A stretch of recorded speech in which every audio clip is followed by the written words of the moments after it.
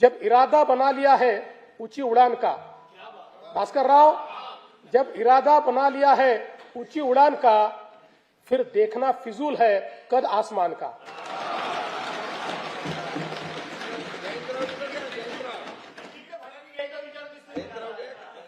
स्तंभ पहिला, प्रगतिशील महाराष्ट्र, उपक्षेत्र पहिले, कृषी संलग्न क्षेत्र आणि ग्रामीण विकास। राज्याचा कृषी जीडीपी सन 2047 पर्यंत 55 अब्ज डॉलरवरनं 500 अब्ज डॉलरवर नेण्याचे उद्दिष्ट ठेवण्यात आले आहे। राज्याचा पोशिंदा बळीराजाला केंद्रस्थानी ठेवून शेतीमालाला जागतिक बाजारपेठ उपलब्ध होण्याकरता 10 ते 15 पिकांसाठी एकात्मिक मूल्य साखळी तयार करण्यात येईल। शेतकऱ्यांना सुलभतेने सेवा देण्याकरता ॲग्रीस्टॅक, महावेद, महाडीबीटी आणि इतर डिजिटल प्लॅटफॉर्म्सद्वारे शेतकऱ्यांसाठी एकात्मिक परिसंस्था निर्माण करण्याचे उद्दिष्ट आहे। महाराष्ट्र आज कृत्रिम बुद्धिमत्ता, एआय आणि डिजिटल शेतीमध्ये देशात आघाडीवर आहे। महाविस्तार एआय या प्लॅटफॉर्मवर 30 लाखाहून अधिक शेतकऱ्यांना हवामान अंदाज, पीक सल्ला आणि बाजारभावाची अचूक माहिती मिळत आहे। हा प्लॅटफॉर्म खऱ्या अर्थानं शेतकऱ्यांचा डिजिटल सहकारी आहे। आदिवासी शेतकऱ्यांसाठी आम्ही महाविस्तारमध्ये देहवाली भिली भाषेचा समावेश केला आहे।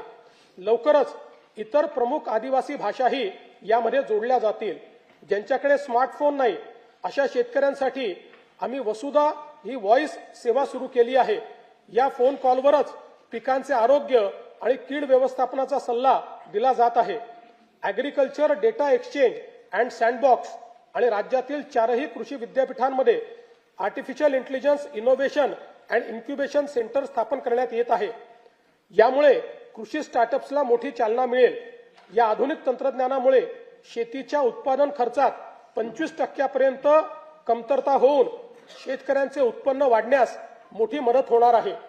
कृषी क्षेत्रातील डेटा व डिजिटल सेवांच्या माध्यमातून शासनाच्या विविध योजनांचा लाभ शेतकऱ्यांपर्यंत जलद व पारदर्शकपणे पोहोचवण्यासाठी राज्यात ॲग्रीस्टॅक योजना राबविण्यात येत आहे।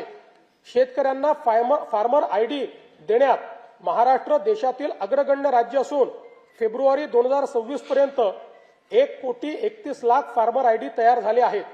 या योजनेत आम्ही आदिवासी वनपट्टेधारक शेतकरी यांचा देखील समावेश करत आहोत।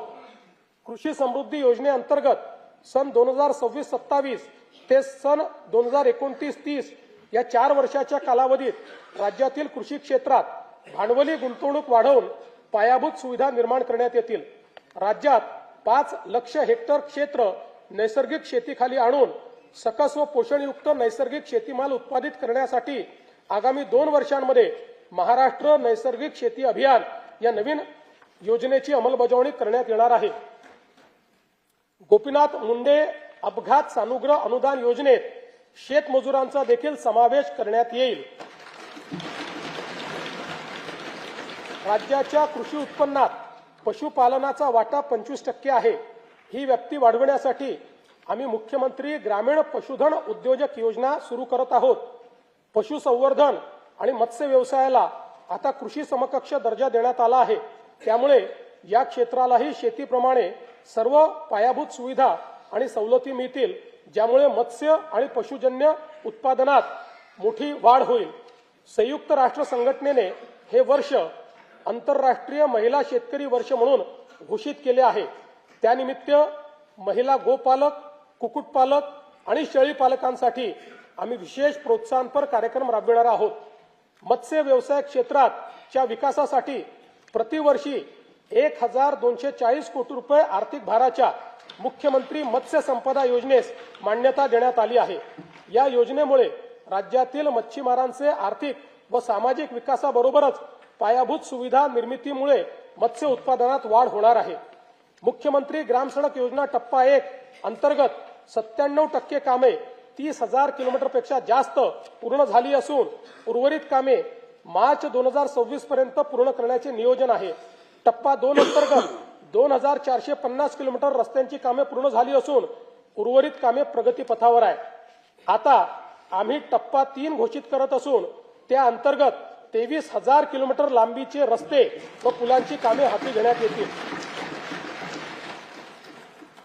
ग्रामीण भागातील शेतपालन रस्त्याच्या मजबूतीकरणासाठी पूर्ण यंत्रसामुग्रीच्या साहाय्याने जलद गतीने काम करण्याकरिता सोपी व सुलभ कार्यपद्धती असलेल्या मुख्यमंत्री बळीराजा शेतपालन रस्ते या नवीन योजनेस मान्यता देण्यात आली आहे।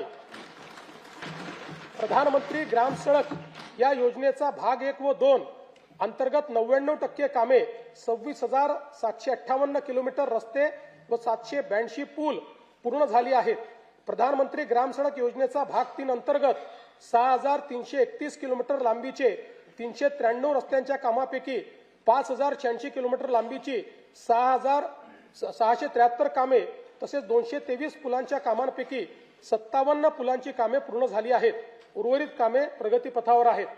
प्रधानमंत्री ग्राम सडक योजना भाग 4 अंतर्गत लोकवस्तीशी न जोडलेल्या वाड्या वस्त्या बारमाही रस्त्याने जोडण्याची कामे हाती घेण्यात येणार आहेत।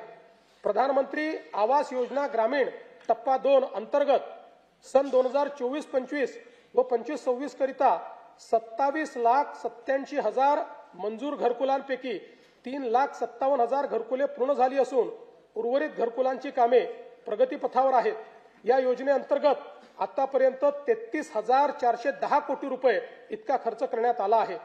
प्रधानमंत्री आवास योजना शहरी व ग्रामीण अंतर्गत बांधण्यात येणाऱ्या घरांवर रूफटॉप सोलर लावण्यासाठी अतिरिक्त अनुदान उपलब्ध करून ऊर्जा स्वावलंबन साध्य करण्यात येणार आहे। पीएम जनमन आवास योजनेअंतर्गत 54,129 घरकुलांना मंजूर देण्यात आली असून 17,929 घरकुलांचे बांधकाम पूर्ण झाले आहे। उपक्षेत्र 3 ऊर्जा आणि शाश्वतता सन 2047 पर्यंत 75% स्वच्छ ऊर्जा मिळवण्याचे राज्याचे उद्दिष्ट आहे। यासाठी राज्यात सौर पवन आणि हरित हायड्रोजन प्रकल्पांना चालना दिली जात आहे।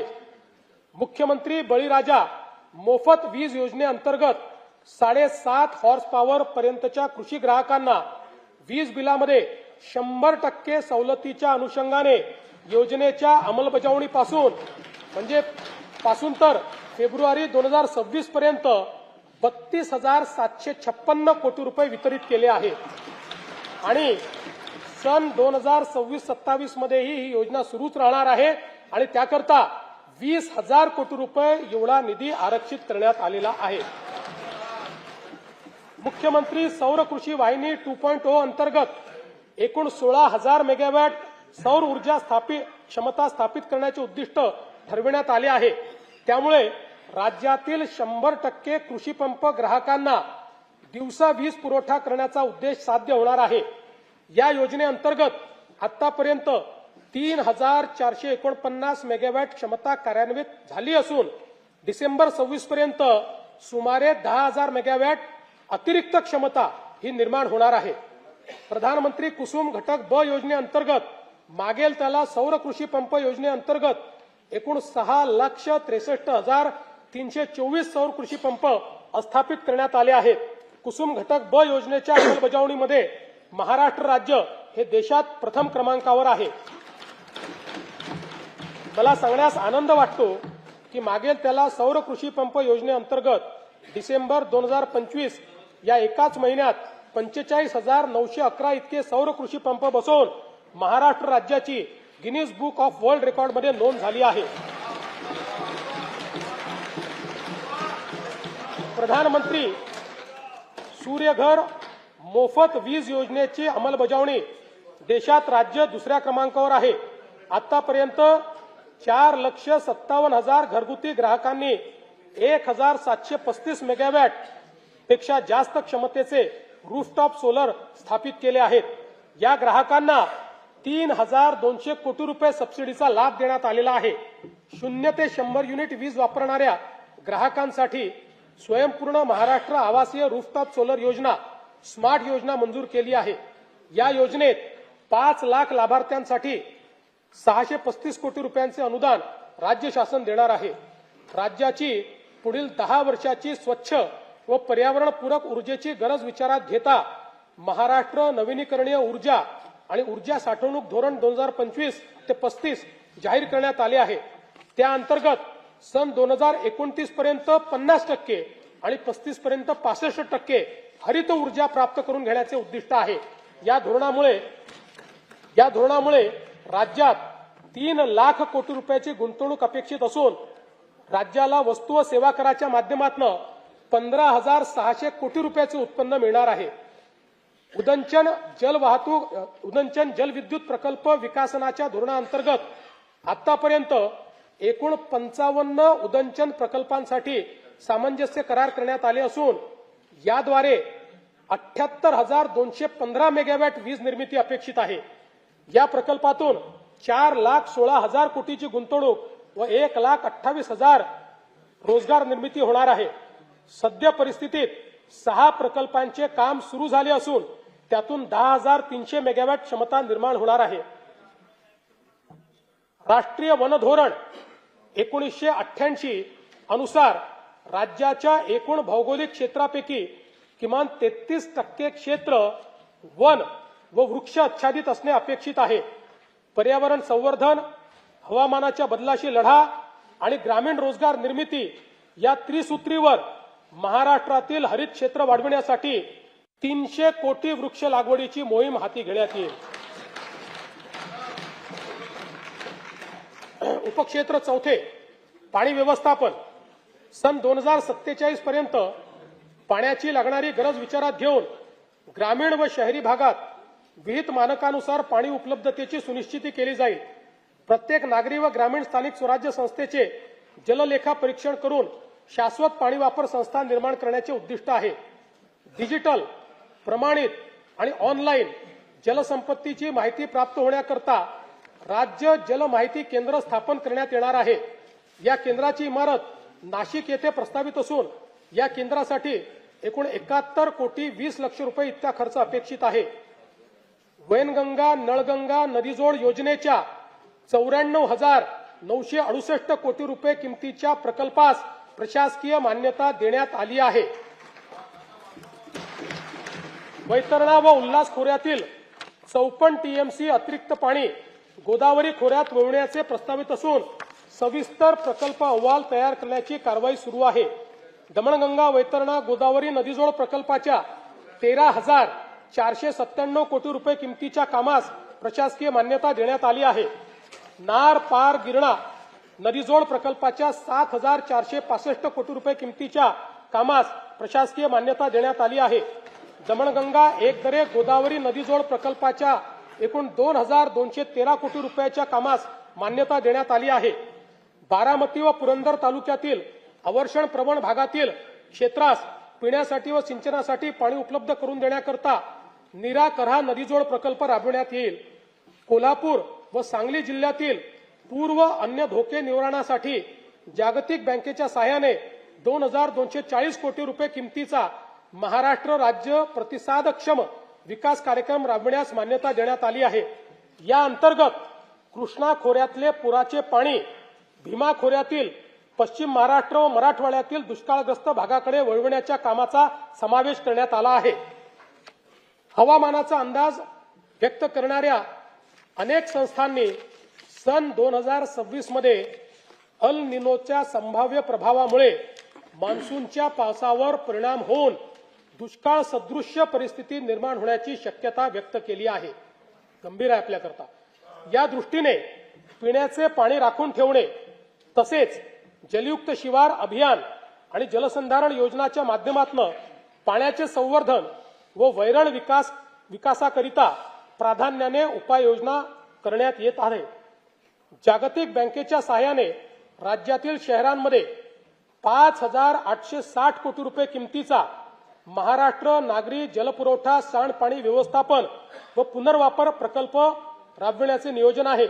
या कार्यक्रमाअंतर्गत नागरी सांडपाण्यावर 100% प्रक्रिया करून प्रभावी पुनर्वापर करण्यात येणार आहे. स्तंभ तिसरा सर्वसमावेशक. उपक्षेत्र पहिले सामाजिक न्याय व कल्याण. विजन डॉक्युमेंट 2047 द्वारे सर्वसमावेशक विकास साधताना समाजाच्या प्रत्येक घटकाच्या उन्नतीसाठी प्रयत्न करण्यात येत आहेत.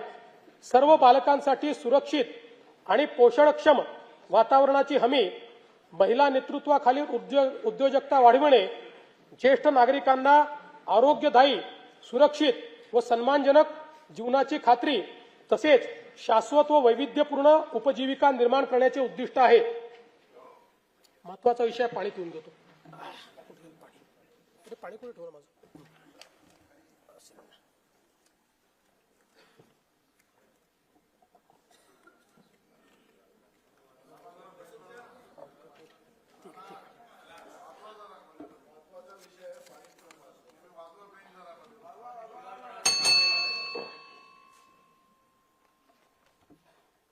आम्ही राज्यातील शेतकऱ्यांसाठी कर्जमाफी योजना राबविण्याचे आश्वासन दिले होते. त्याकरिता समिती गठीत केली आहे. राज्यातील 30 सप्टेंबर 2025 रोजी पीक कर्ज थकीत असणाऱ्या पात्र शेतकऱ्यांना 2 लाख रुपयापर्यंत कर्जमाफी देणारी पुण्यश्लोक अहिल्यादेवी होळकर शेतकरी कर्जमाफी योजना मी आज जाहीर करीत आहे. नानाभाऊ, राज्यातील नानाभाऊ ऐकायचं एक मिनिट. राज्यातील 30 सप्टेंबर 2025 रोजी पीक कर्ज थकीत असणाऱ्या पात्र शेतकऱ्यांना 2 लाख रुपयापर्यंत कर्जमाफी देणारी पुण्यश्लोक अहिल्यादेवी होळकर शेतकरी कर्जमाफी योजना मी आज जाहीर करत आहे.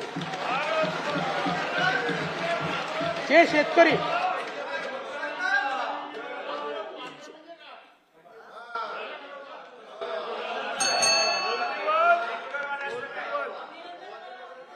तुम्ही पण जाहीर केले तर पात्रच म्हटलं होतं, पात्रच म्हणावं लागतं, अपात्राला देता येत नाही.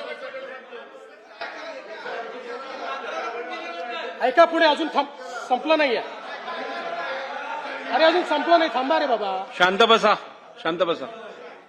जे शेतकरी कर्ज घेऊन नियमित परतफेड करतात अशा शेतकऱ्यांना प्रोत्साहन देण्याच्या हेतूने नियमित कर्ज परतफेड केलेली असल्यास अशा पात्र शेतकऱ्यांना 50,000 रुपयापर्यंत प्रोत्साहनपर लाभ देण्यात येईल. कर्जमाफी तसेच प्रोत्साहनपर लाभ देण्याबरोबर कोकणाला हे जास्त महत्वाचं आहे, कारण कोकणातले लोक सगळे कर्ज परत करतात. कर्जमाफी तसेच प्रोत्साहनपर लाभ देण्याबरोबरच राज्यातील बँकिंग यंत्रणा सक्षम असावी यासाठी समितीच्या शिफारसीतील निकषानुसार निर्णय घेण्यात येईल. शेतकरी वारंवार कर्जबाजारी न होता त्याला कायमस्वरूपी कर्जमुक्त करण्याचा शासनाचा संकल्प असून याबाबत समितीच्या शिफारसी अनुसार दीर्घकालीन उपाययोजना करण्यात येत आहेत.